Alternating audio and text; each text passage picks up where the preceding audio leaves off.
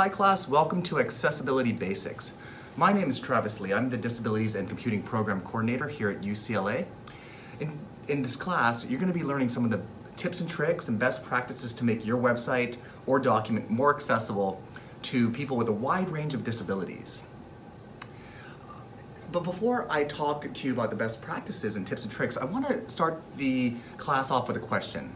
And that's the big question that I want everyone to answer, and that is, do you personally believe that having access to the internet is a civil right?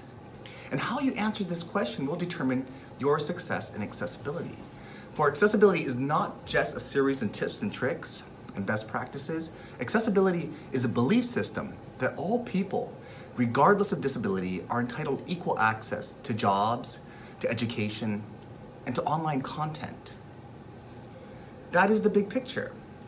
And we must stop looking at accessibility as a special service for people with disabilities and start looking at accessibility as we are fulfilling our responsibility to ensure the civil rights of millions of Americans with disabilities.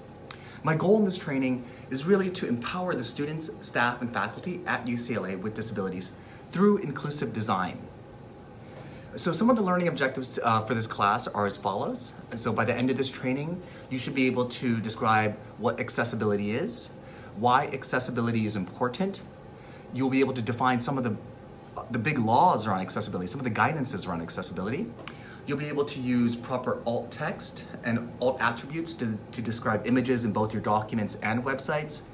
I'll teach you how to apply proper header structure to help people with low vision and other cognitive disabilities navigate your web page.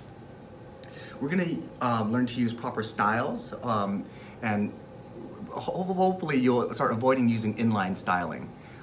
That is the style. And I'll also show you how to use descriptive links and also a color contrast checker. So these are the most basic concepts of accessibility.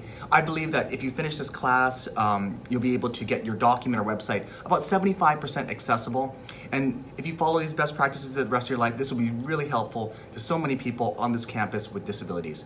Thank you. I hope you enjoy this course. It should take you about 45 minutes to an hour to complete. Thanks.